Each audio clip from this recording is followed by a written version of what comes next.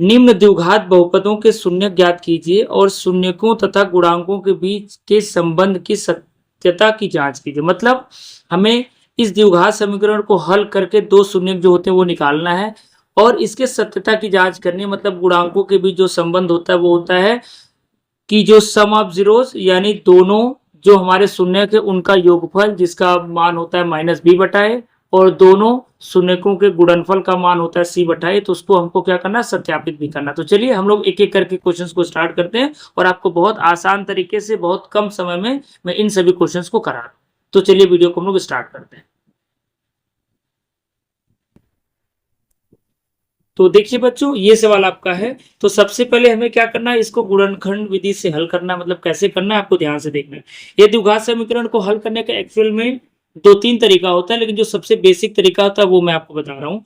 X square के साथ हम लोग देखेंगे कि कौन सी संख्या का गुणा है। तो यहाँ पर कुछ नहीं तो 1 का गुणा है और यहाँ पर क्या आपको 8 दिख रहा है। तो हम लोग क्या करते हैं, यहाँ पर 1 है यहाँ पर 8 है, इन दोनों संख्या का आपस में गुणा करते हैं। अगर आपका सवाल स्टैंडर्ड फॉर्म में अरेंज नहीं है, मतलब अगर पहले स्क्वायर का पद फिर एक्स का पद फिर कांस्टेंट पद अगर नहीं है, तो सबसे पहले आप क्या करोगे, इसको इस फॉर्म में अरेंज कर लोगे। सबसे पहले स्क्वायर वाला पद होना चाहिए, फिर एक्स वाला पद होना चाहिए, फिर गिनती वाला पद होना चाहिए। अगर ऐसे सीक्वेंस में है तो आपको क्या करना है, एक्स स्क्वायर का जो गुणांक है और ये जो कांस्टेंट टर्म है, जो अचर वाला जो पद है, इन दोनों का आपस में गुणा करना है। तो 8 का यहाँ पर 1 है, 8 एकम कितना आएगा, 8 आएगा।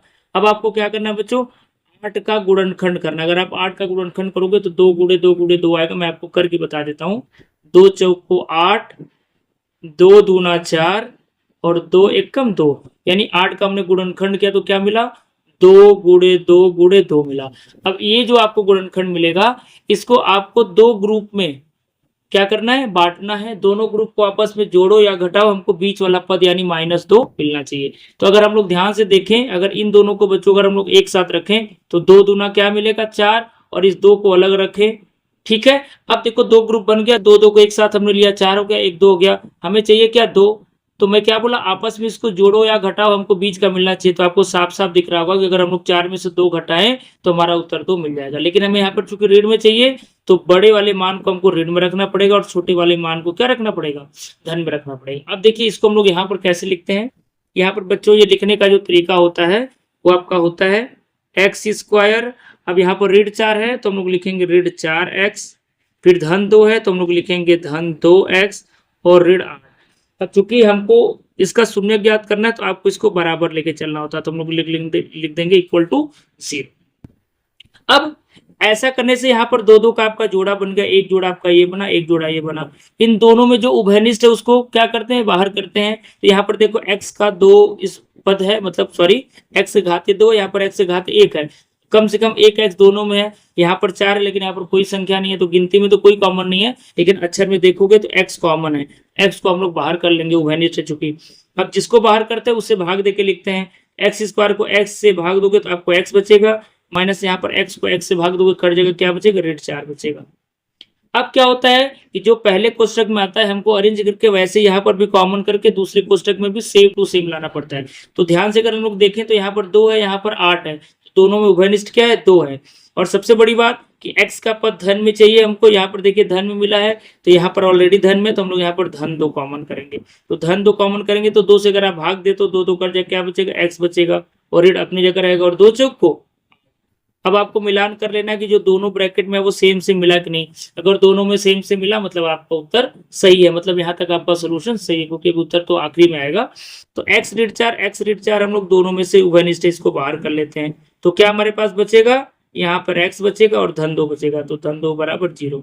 अब इन दोनों का गुणज जो है यानी दोनों का जो मल्टीप्लीकेशन है वो 0 के बराबर है। तो 0 तभी होगा या तो पहला 0 होगा या तो दूसरा 0 होगा। तो हम लोग इसको ऐसे लिखेंगे कि यदि x ऋण 4 का मान अगर मान लेते हैं, चलो अगर 0 है तो ये ऋण 4 इधर है, बाएं साइड दाहिने साइड जाएगा तो धन 4 हो जाएगा। पक्षांतर करने के बाद x का मान आपका धन 4 हो गया।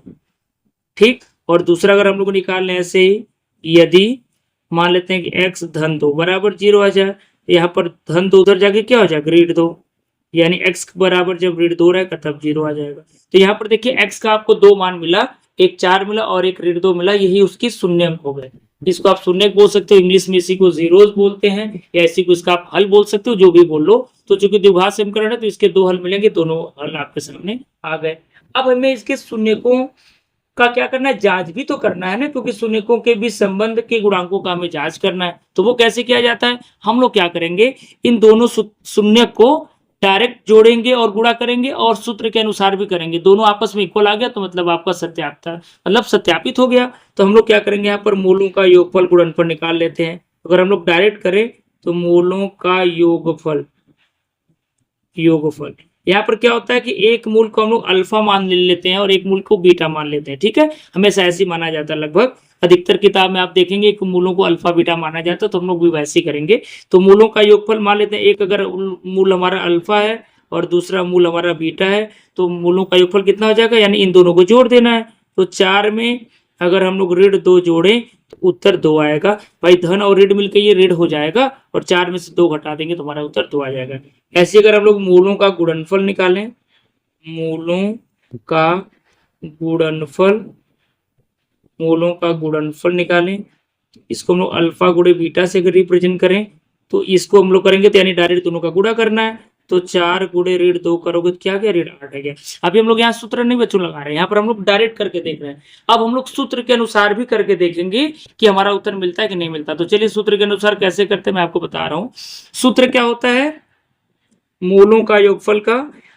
अच्छा, इसके पहले आपको काम कर लेना है। क्या काम करना है कि ये जो आपका सवाल दिया हुआ है, कौन सा सवाल, एक्स स्क्वायर ऋण 2x ऋण 8, इसको हम लोग इसका जो जनरल रूप होता है, साधारण जो फॉर्म होता है, उसी को हम लोग क्या बोलते हैं, साधारण रूप बोलिए या जनरल फॉर्म बोलिए जो होता है, उसके साथ पहले हम लोग कंपेरिजन करेंगे, क्योंकि एक सोल्यूशन मैं आपको ऐसे बता रहा हूं जैसे आपको बोर्ड एग्जाम में करना है। ठीक है, तो चलिए हम लोग क्या करेंगे, इसको बोलेंगे कि हम लोग इसको ax square plus B X plus C, ये साधारण रूप होता है, बराबर 0 द्विघात समीकरण का।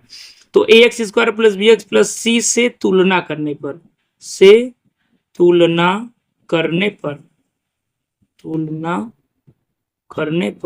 ठीक है, तो तुलना करने पर अगर हम लोग देखें तो a का मान कितना आ जाएगा, 1 आ जाएगा। अब ध्यान से देखो, ax square plus B X plus C बराबर 0 से आपको तुलना करने का मतलब ये होता है कि एक्स स्क्वायर का जो गुणज यहाँ पर रहेगा वो a होगा, एक्स का जो गुणज रहेगा वो b होगा और जो लास्ट में होगा वो क्या होगा, c होगा। इस तरीके से अगर हम लोग तुलना यहाँ पर कर रहे हैं तो हम लोग उसी बात को बच्चों लिखेंगे कि a का मान 1 हो गया, b का मान आपका ऋण 2 हो गया और c का मान कितना हो गया, ऋण 8 हो गया। अब जो सूत्र होता है वो हम लोग लगाएंगे। सूत्र क्या होता है मैं आपको बता दूं, मूलों का योगफल। इसका बच्चों सूत्र होता है माइनस बी बटा ए, यानी माइनस बी को बी ए से डिवाइड कर दो तो ये आपका मूलों के योगफल के बराबर आना चाहिए, जो कि हम लोग डायरेक्ट देखे हैं कि 2 आया, तो इसको भी हल करने के बाद हमारा 2 आना चाहिए। तो सूत्र में माइनस है तो पहले हम लोग सूत्र वाला माइनस लगा दिए। बी का मान ऋण 2 है तो ऋण 2 हमने लिख दिए। भाई 2 ऋण इसलिए है कि एक ऋण आपका सूत्र में और एक ऋण आपका बी के साथ लगा हुआ है, और बटा ए का मतलब कितना, 1 है। अब आपको पता है कि ऋण में ऋण का गुणा करते हैं तो धन हो जाता है, तो 2 बटा 1 का मान कितना होता है, 2। तो यहाँ पर देखो डायरेक्ट हमने किया, वहां भी 2 आया, सूत्र के अनुसार क्या यहाँ भी 2 आया, मतलब यहाँ पर हमारा मूलों का योगफल का सत्यापित यानी आपका जो है सत्यापन ये हो गया। अब हम लोग मूलों का गुणनफल निकाल के देखते हैं सूत्र के अनुसार। मूलों का गुणनफल ये बच्चों सूत्र होता है C/A। क्या होता है, C/A। ये आपको याद रखना है, बेसिक वाले वीडियो में मैं इसको बता चुका हूं ऑलरेडी, तो बेसिक वाला वीडियो अगर आप नहीं देखे तो देख लीजिए तो आपको ये क्लियर हो जाएगा। C/A का मतलब यहाँ पर ऋण 8 दिया है और A का मतलब 1 दिया है, तो ऋण 8 को अगर आप 1 से भाग दोगे तो उत्तर ऋण 8 ही आएगा। आप देखो सूत्र के अनुसार हमने किया, वहां भी ऋण 8 आ गया और इसलिए यहाँ पर भी ऋण 8 है, हमने डायरेक्ट किया वहां भी ऋण 8 आ गया। इस तरीके से आपका सत्यापन हो गया। तो ये आपका रहा पहले पार्ट का कंप्लीट सोल्यूशन। सेम इसी तरीके से आपको 6 पार्ट करना है। ठीक है, तो मैं इस वीडियो में इतना तक रख रहा हूं। अब आप अपने से ये 6 पार्ट करोगे, मतलब जो 5 पार्ट बच गया, एक तो मैं कर ही दिया, तो 5 जो बच गया आपको अपने से करना। अगर नहीं बनता है तो आप कमेंट करके हमें बताएंगे कि कौन से पार्ट में आपको प्रॉब्लम है, तो उसके लिए मैं अलग सी वीडियो बनाऊंगा। तो इस वीडियो में यहीं तक, अगले वीडियो में मिलते हैं, तब तक के लिए थैंक यू सो मच।